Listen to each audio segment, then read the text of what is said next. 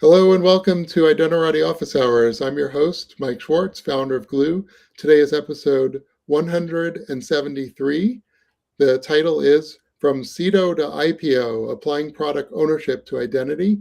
Our guest today is the famous Eve Mailer, many-time guest, founder and CEO of Vent Factory. Welcome, Eve. It's a great pleasure to be here again. Thanks, Mike. So we're going to skip your background because you already introduced yourself on episode 33, and frankly, I think most people know who you are at this point. But do they so, really? One of the goals today was to help you promote this new book, which I hear will be coming out relatively soon, called Mastering Digital Identity from Risk to Revenue. And I was wondering if we could start the podcast or the live stream by talking about like what your process was like for researching this book. Yeah. So I feel like I've been researching this book in a way for the last 25 plus years because I've just been absorbing, all of my contacts with enterprises in various forms as customers, as clients when I was an analyst, working with various folks, various identity leaders, and folks who are in the orbit of identity leaders. But I think I really started thinking about it when the chief identity officer conversation got going. So that conversation was sort of making the rounds a couple of years ago. So that's why, I wanted to talk about the whole CIDO thing. I do love that it can be pronounced CIDO. But I'm not crazy about the actual chief identity officer idea as it was mooted. So I started building up some, opinions about, well, what really is broken about the organizational structure of identity. And I was testing that against customers when I was at ForTrock. So the process formally began actually on July 4th of 2025. And I began drafting soon after that. And it was about a 4-month process of drafting. I actually wrote a blog post about how things differed from a book that I wrote 30 years ago. You are a much more frequent author than I am in terms of books. But 30 years ago, I felt the need to explain what the World Wide Web is in the book. It was about digital publishing. It was about SGML, the precursor to XML. And now, it's easy to collaborate in GDoc. It's easy to look up things. And so my process did include interviewing identity leaders who I think are the foremost practitioners of their art that we have in the world today. So I interviewed probably about a dozen people, and I was able to call on many colleagues that I've known throughout the years, and that's what helped me flesh it out. So writing a book can sometimes change the way you think about things. And I'm curious if any of your assumptions that you went into before writing the book changed after finishing it. In this case, did they? I had to crystallize my thinking a lot more. Like as soon as you start writing full sentences, you realize your thinking might not be developed, as developed as you thought it was. So I had to really go back and think, well, what was it that bothered me about what was being advocated around chief identity officers? And it's certainly not the idea of being empowered at the level of a C-suite executive. That would be great. It's just it's not an infinite set that you could just keep adding to in the C-suite. Like I do see chief AI officers go by now in LinkedIn, and I kind of get it. I'm not sure I really get it for identity because we never even said all the things that they're supposed to be in charge of. So I had to get a lot more crisp about what I thought all the things that they should be in charge of are. And like, how do you have KPIs that cross the boundaries between security protection and privacy protection and marketing and, a whole bunch of other things. And so I had to really break that down in the book. So I would say I went from, in some cases, inchoate ideas where I thought I was really crystallized and clear and had to just figure it out. And I did that with the help of my interviewees. Before we get any deeper, tell us, when is this book coming out? Yes. So we're just a couple months away. It's going to be in April, hopefully not too long from now. Please stay tuned. There is a website, masteringdigitalidentity.com, one of the big, long domain names. So people can keep track there, and they can sign up to get book news and other related news. And I'm really hoping that I'll have one in my hot little hands by IIW timeframe. So I'll Nice. be there. So I'm going to ask you, before we dump into CIDO or identity as maybe product ownership or falling under the product, I'm going to ask you a more existential question. Ah, What is identity? what is identity? Um, what is identity? One of the failures, I think, of our industry has been a satisfying answer to that question that can work for all circumstances and all contexts. But existentially, philosophically, I think identity is the unique set of, I'm going to use a word that I like and maybe came up with, a unique set of distinctives that make an individual an individual. An individual entity, an individual entity. It doesn't have to be a human, but I most care about the humans. I like the word distinctive as a noun because we have attributes, we have credentials, we have properties, we have fields in the digital realm.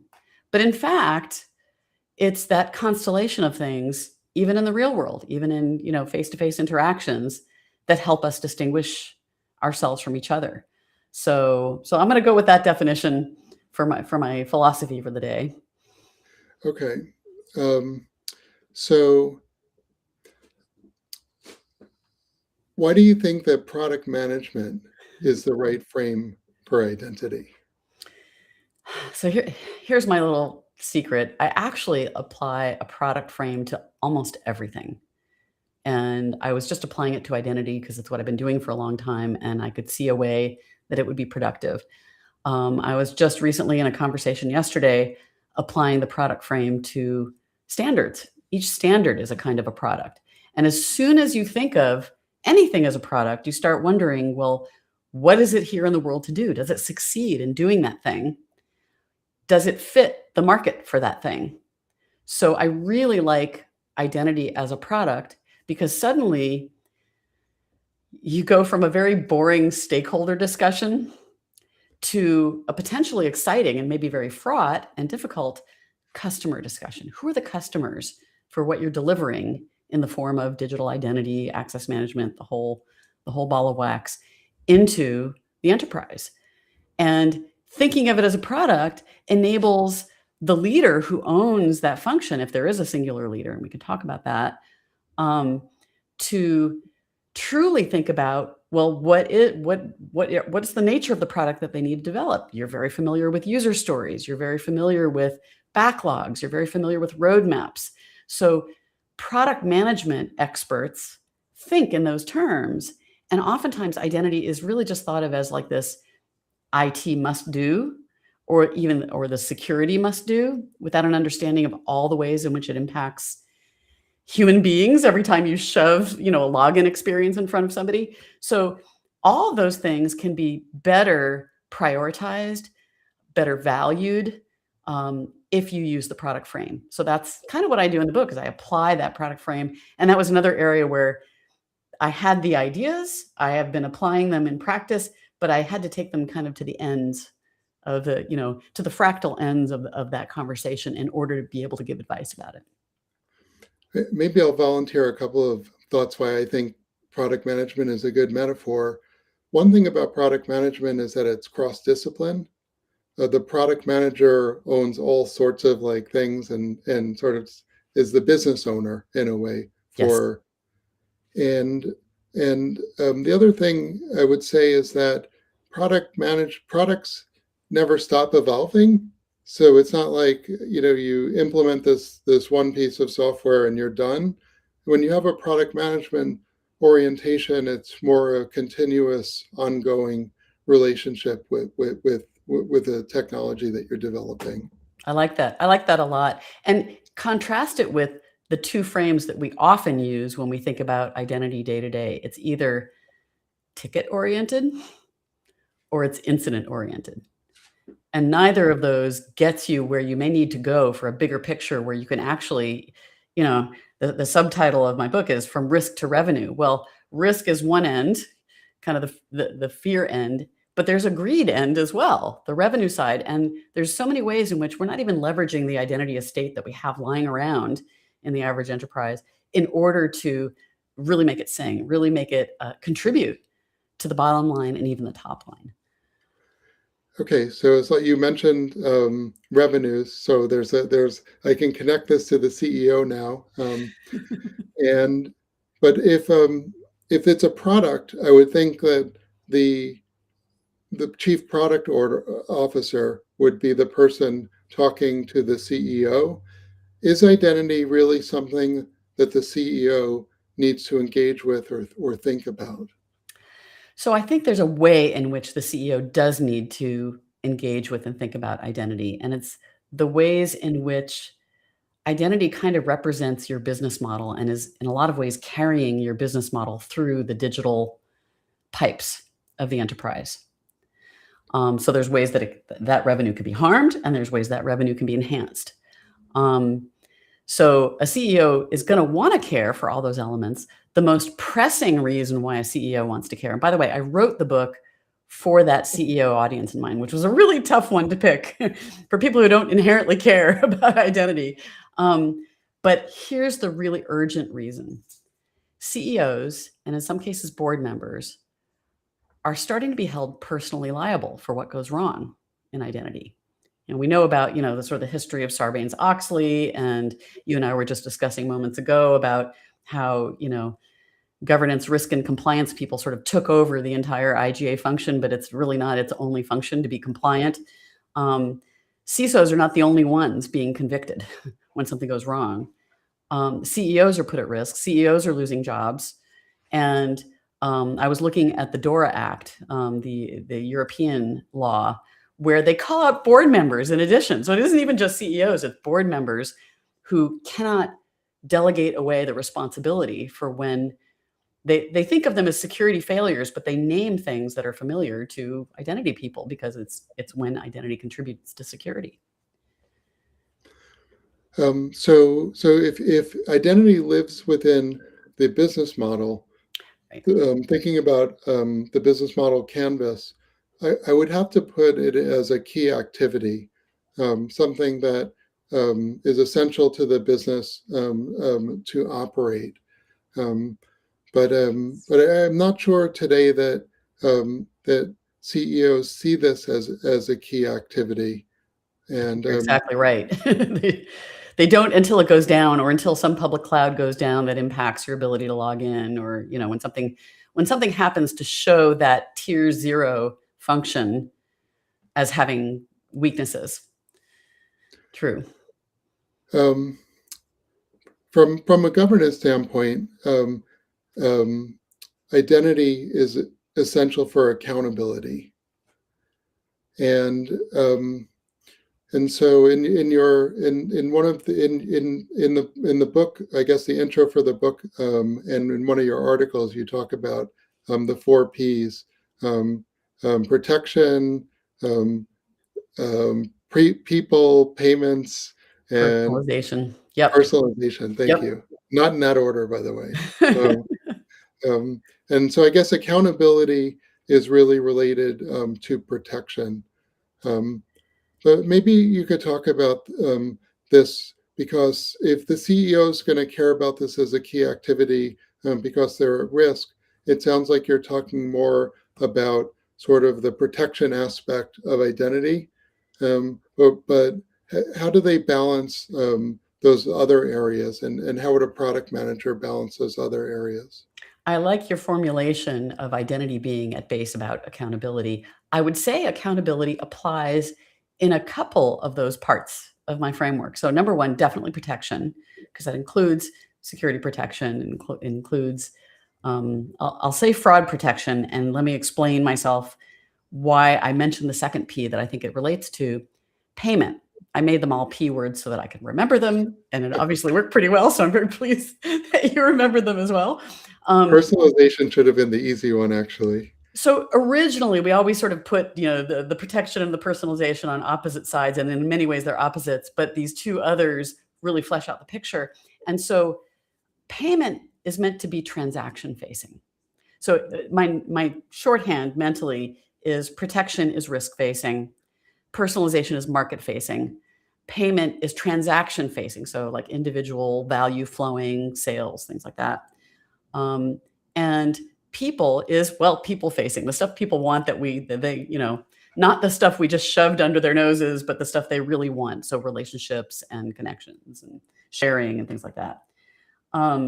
So the reason I say that accountability relates to that transaction facing one, payment as well, is because until you can run down the liability on the part of some party for something that happened or didn't happen the way it was supposed to, you don't have accountability. So it's a key part of accountability that typically it's like the CFO cares about.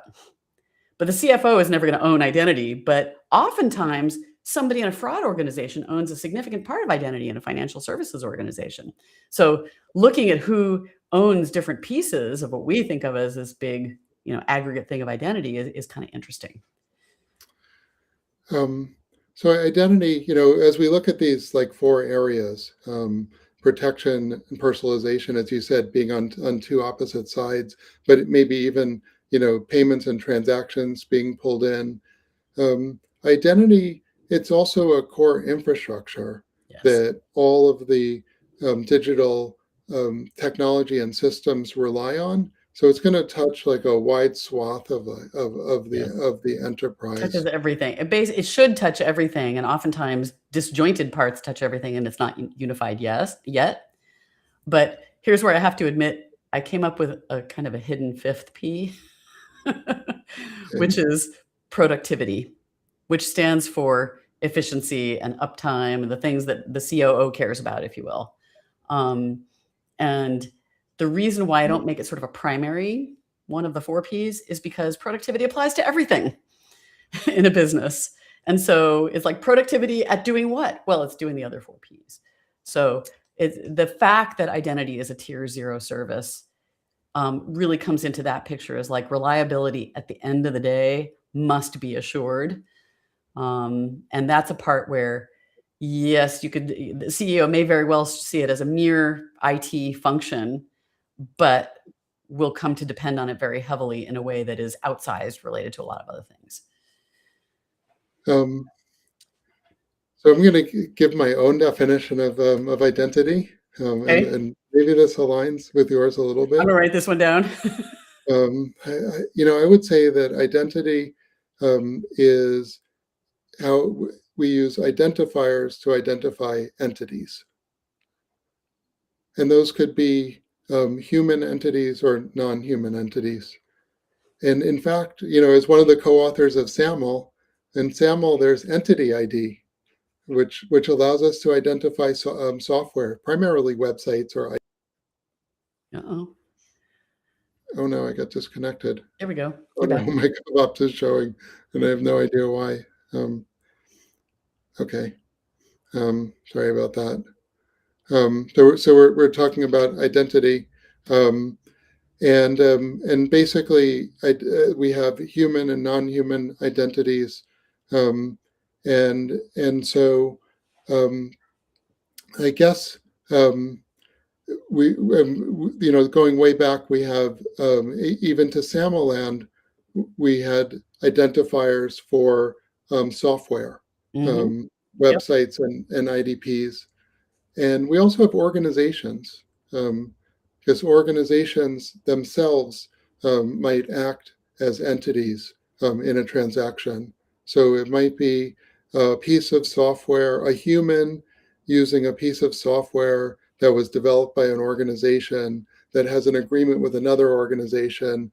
And so each of these layers, the human has an identity, the software has an identity, the organization has an identity, as we've seen with GLIFE, the global legal identifier movement. So there's a lot of layers of identity. And so if we're going to define identity as a product, do we need maybe several product managers? And this is also sort of where I was going with the infrastructure. If it's so distributed across the enterprise, and the use cases are so disparate from personalization to production, is one product manager enough, or maybe do we need several different product managers for this range of identities and use cases? I feel like I need to make a verbal footnote here around identity as a product. Some organizations deliver identity functionality to the market as a product. So I am talking about the metaphorical case of being a product, serving the enterprise and serving end users and so on. In many cases, any organization with a digital product is very likely to have identity functionality within their actual products, right? And so there may be product managers who interact with identity on that basis. What I've been recommending, based on what I found out there as best practice, is it's really best to have a single leader if possible. At most, breaking out, I'm going to call them workforce and customer identity, product leadership, product ownership. Those two things tend to be different enough. And I've seen it be successful with very mature identity product owners for what they call workforce and customer.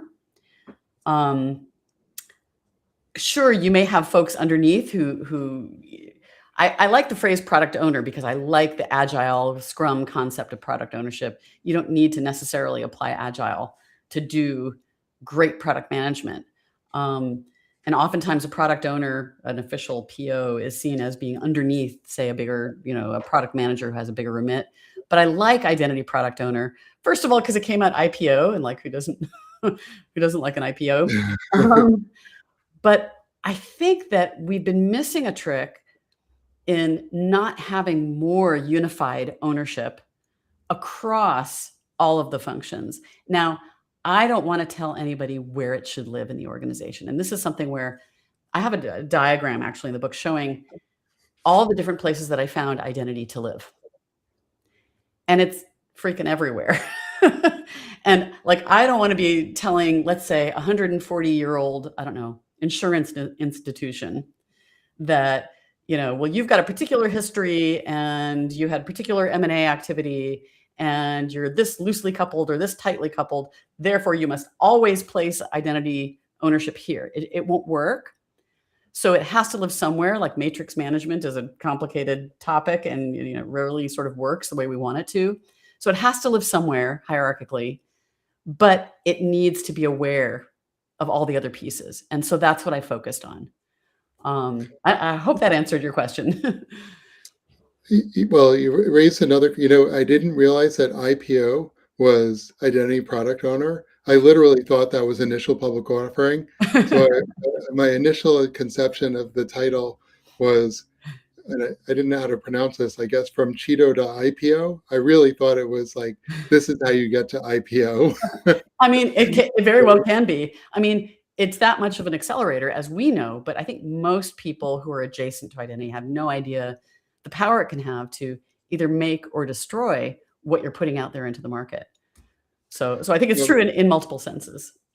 At Identiverse last year and at Gartner IM, what you're talking about is already happening. Like I met several people who describe themselves as identity product owners. Like there are several companies who are treating identity already as a product.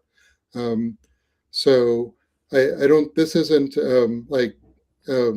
just an idea. I think this is capturing probably what some of the most advanced companies are doing right now. Yes, the highest security organizations that are seeing successes and are seeing acceleration, including acceleration of things like how long is your RFP cycle for an IAM platform? Like it's not unusual for it to be like 2 or 3 years, which is just crazy in terms of lost business and increased risk. It's just crazy. So if all those things can be accelerated through these best practices, indeed, the moment that I probably first conceived of the product frame and taking it really to the nth degree was when I was. Oh no. Folks who was on, one of our customers who was there, high maturity person who was talking about literally using product management technique throughout his work. And so this is maybe about 3 years ago. And I think it kind of like put the nugget in my head about, well, how far can you take this? And now I saw at Gartner IAM, I was hearing them talk about from stage the product frame, as well as I think they have a new access management planning guide, or that came out a couple of months ago, that had a trend predicting this kind of product frame. So yeah, I'm on board. This is the manual for how to do it. Yeah. I did want to push back a little bit on, I agree with in the human identity silo, I completely agree with the, let's say, workforce consumer split, and how those two practices are very different with different concerns. But I'm still would like to flesh out a little bit more about where does software come in. And I don't like the term non-human.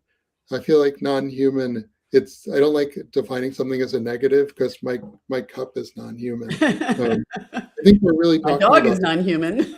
yes, Does have an identity. and can identify you 100% effectively in the dark, can Yes. authenticate you. Yes. Um, but the I like software, because I really think we're talking about software here. Um, Sometimes people might say, "Oh, it might be hardware," but it's software running in that hardware.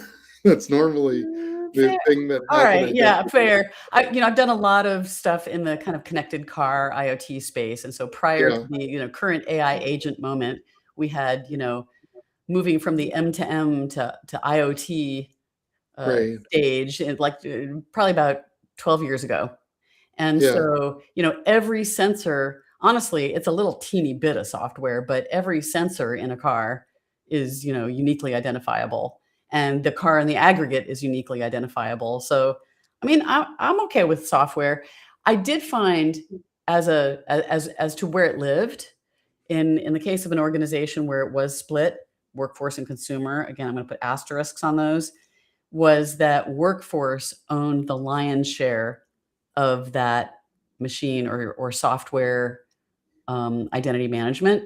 And it's funny that the two leaders in that case, and I think I write about this in the book, um, it's the customer side IAM leader, they shared best practices back and forth, but mostly the interaction between them was where the workforce side owned the contract for the relevant products, the relevant, identity functionality, and it was being borrowed on the customer side. So that I find that to be a typical breakdown, and I think it's reasonable because the asterisks that I've been putting on workforce and customer are, you have to look at partner populations. So thinking yes, about organizational entities, and the way I divide it is, um, yeah, there's partners, but upstream partners from your business, so like supply chain partners, for example, I will put in the workforce bucket because they are, in an important sense, people you are the boss of, and organizations you're the boss of. And downstream partners, so channel partners, institutional customers who have to log into a portal or whatever, I put that into the customer bucket because mm, you're not the boss of them. They right. get to order you around.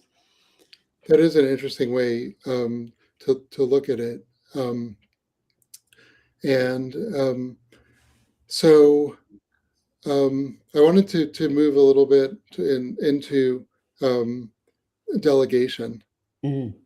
because this is where I think, now we worked on UMA together, We did. and I feel like at the time the reaction from the community was that this is too complicated, or um, you know just, I don't know, there was resistance to it, but now I feel like UMA was really um, almost foretold some of the challenges that we were going to have. UMA was around Alice to Bob sharing, but now we're seeing delegations and downstream delegations that are maybe even more complex, as we have agents working on behalf of our organization, Mhm. um, or maybe on behalf of the people or our customers or citizens. Um, and what are your thoughts on is agentic authorization or agentic delegation, let's say, maybe a forcing function for the industry to have to come to terms with that complexity? Yeah, I've been calling it Alice to bot sharing as opposed to Alice to Bob sharing because I think that's It's Alice to bot to MCP server to backend API to yeah, yeah. database. There's Yeah. absolutely a chain, and that's something that, I mean, Uma was, I would say, incomplete at solving all the things we had in front of us, including the chaining. Um, the work that we did to help flesh out that picture, I think you're right that the conversation is being forced now, was around what we called UMA legal, which was precisely to figure out some liability concerns. So instead of just delegating access authorization, so those are access rights. That's definitely a part of the picture. The thing that we did not solve for, but we mapped out a whole bunch of use cases quite precisely, and I've been sharing them in forums like the OpenID Foundation eKYC group and places like that. What we're missing is delegating authority obligations. So when you delegate authority, it's not a right, it's an obligation on somebody to be Hmm. your agent, to be your fiduciary, to have your best interests in mind when they act. And so that does apply to agents, AI agents, as well as human agents, right? Like the agent word didn't just spring up out of nowhere. It has some legal meaning. Yeah. And that's a really important part of it, is to carry that context about, well, what are you obligated to do so we can check? I've been raising a point about how our lens around authorization is wrong. We tend to think about access as can you get to can you access this system or not as like a binary. Hmm. But the more complicated issues, especially around sharing data, are obligations and restrictions. Yes. Maybe you can access this data, but maybe you have an obligation to always display the photo credit, who's the author of Hmm. that, Purpose or of maybe you use. I have a mean, restriction. You can't privacy use it in Russia. regulations have this all over the place, right? They have purpose of use being something that you have to be transparent about if you're asking for personal data, and you have to adhere to. So in healthcare, for example, they talk about TPO, which is purposes of treatment, payment, and operations, at least in US healthcare. But not marketing. Marketing isn't on that list. So use of personal data, personal health data for marketing is not part of the usual triad. And those are things that we accounted for in the UMA mechanism, but they were meant to be sort of profiled. Like if you are asking the entity that wants access for certain claims in response, those claims could contain the things they're willing to be under control around, right? The guardrails that they agree to operate under, which is why I'm excited about the my terms stuff. If you've been following that. But maybe to bring this back to how identity is a key activity. Um, one of the opportunities that I see with AI is that it's got board level attention. Good Everyone's point. board of saying, we got to get on the AI bandwagon here, or we're And going it's to be and it's got a irrelevant. C-suite executive in some cases already. Yeah. And so perhaps the opportunity here, you mentioned the risk to the CEO.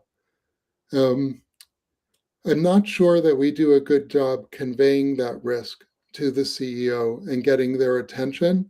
And plus, I feel like the CEO has that's what the CISO is there for, and there's all these people that the CEO can fire and blame Mhm, um, that mhm. hopefully should insulate him.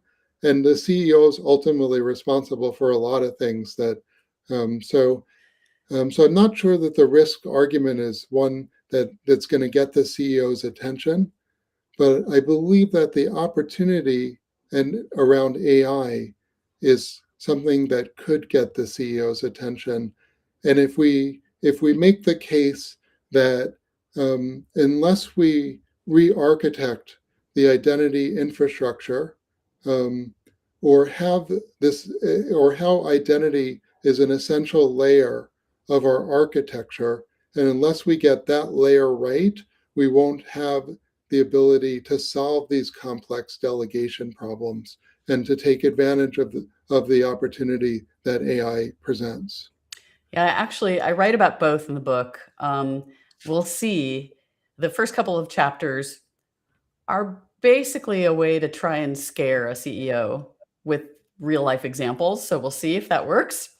And then there's other elements where I do talk about quite a lot about AI agents as an exemplar of how we need to go through the entire set of identity jobs to be done, the 4 Ps, in order to think clearly about the the problems that have to be solved by our infrastructure at the end of the day.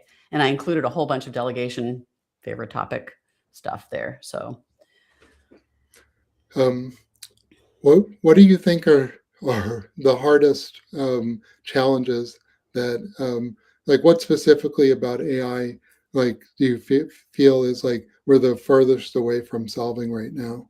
mm, I'll back into this by observing that 2025 was the year of agentic AI. I went once again and looked at Google Trends to see when people even started searching on the phrase. It was basically November of 2024. And I think this is the year of intent, of getting our arms around what the heck intent means and how do we convey it and how do we act on it in as part of the context of allowing for access rights and authority obligations. So to me, that is one of the hardest things because you can't trust anybody to self assert what they intend. You certainly can't ask an agent what they intend because they may be hiding things from you, just like humans hide things from you. So, like if you wanted to ask somebody what role they should be, well, no, that's not something that they can self assign. And intent is even harder and more subtle, and it can change. Like your hats can change really frequently.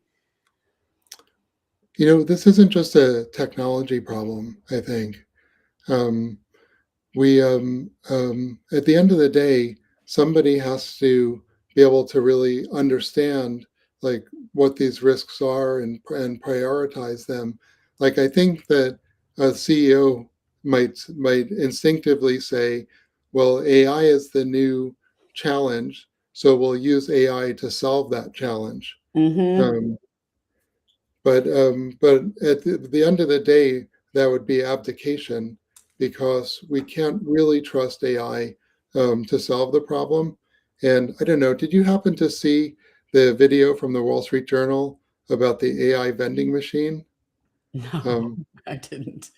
it's quite entertaining. This they put an AI vending machine in the newsroom, and they let the journalists have at it as a chat interface, and they convince the vending machine basically to give away all of its goods because they convince it it's a communist vending machine, and it That's would make hilarious. its goal is to make the journalist happy. They also convince it to order live fish and a stun gun and a PlayStation or something. So, That is it goes. super hilarious. I mean, I'll send you the link from. I'll put the link in YouTube. It's quite this whole thing about entertaining. putting chat interfaces on everything. I mean, didn't we have this conversation around Alexa and, oh, we're going to just be talking to our devices all the time and having them do stuff for us? And most people basically just say, you know, what's the weather today? And I'm waiting for my dog to wake up when I say that. Um, and, you know, simple questions, right? Like, when is the store going to open? They're not really standing there having conversations about every little thing. So I don't know that chat interfaces are the way to go for vending machines, but I'm definitely going to Yeah. check that out. And the chat interface is infinite in terms of like what you could put in there.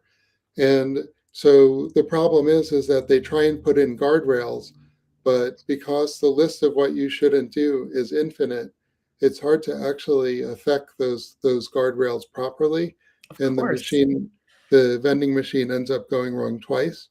They eventually try and put in a CEO bot to govern the vending machine, but then interestingly, they convince the journalists convince the vending machine that the CEO bot's an imposter and it can't produce its proper evidence to prove that it's the real CEO bot. So they basically use integrity as a way to undermine the authority of the CEO bot, which is pretty fascinating.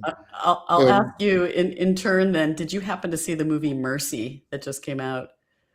I did not. I'll add that to my list though, because we're always looking for. It's Is that it's on more streaming? about surveillance, but it takes place in a near future LA where there's lots of riots, and because there's such a volume of riots, the courts can't keep up, so they invent an AI court with an AI judge. So Oh, yeah, I definitely have to see this. very ripped Um, from the headlines. So in a roundabout way, I'm getting to this issue of, um, is delegation, it's a hard technology problem. Yes, we need some tokens that are signed properly, but isn't it also partly a trust problem? Yeah. This is this is something that's been hanging around for a long time, and I wrote a whole chapter in the book about relationships. We're missing out on relationships when we focus on identity because identity is one at a time, and relationships are just be geeky about it, they're the edges between nodes. And there's so much of life that is about relationships, including delegation and guardianship and other relationships. And there's so many ways that we can battle security risks and fraud risks through leveraging that concept of relationships. And there's so many ways in which companies are having to reinvent individually solutions around things like delegation. Um, we started to see it when like, for example, Netflix was sort of famous for being in trouble because people were sharing passwords. So they finally added a notion of, households with multiple, profiles. But there's many companies that find themselves in the exact same boat, having to invent the exact same kind of structure, which is why folks like you and I continue to think about UMA as at least a partial solution, because it admitted that there are two entities of interest in the picture, two main entities, main characters, if you will, Alice and Bob, or Alice and Bot, or Bot 1 and Bot 2. So just starting by having a resource owner and a requesting party, that's where the complexity comes from, but that's the world we're in now. So, you asked if we're facing, you know, is this a forcing function for getting things really right? And I think that's the biggest transparent missing piece in the identity picture, is admitting relationships between identities. Okay, the birds are flying, so they're telling us it's time to wrap up. Right. Last thoughts before we break? Just I'm so grateful to have had this chance to moot this concept of identity as a product, and identity leaders kind of being able to live their best lives as identity product owners if organizations can become mature enough to support them. So I appreciate the chance to talk about mastering digital identity. I'll encourage people to go to the .com version of that and follow along. The book will be out real soon. Thanks. Okay, and I'll just quickly announce the next episode. So I actually recorded this episode already last week in Morocco. It's a demo that we worked on with a new product from Mosip, called Inji Wallet, which is a custodial digital wallet for people who don't have phones. They could go to a kiosk, perhaps, present their biometrics, and then have access to a digital wallet, which they could then present to get digital services. So there's a mobile version, but there's also a web version, when we mostly talked about the web version. So it's really interesting. I liked it because Glue hasn't, we haven't written a ton of the verifiable credential stuff. And I think we're not going to. I think we're just going to use Inji Wallet, honestly. So I interviewed the product manager, and one of the other senior architects in person. That's always a challenge. So it's a quick episode. But so hope to see you next week. With that, I'll say, Eve, thank you again for being a guest. And thank you, audience. And we'll see you next time.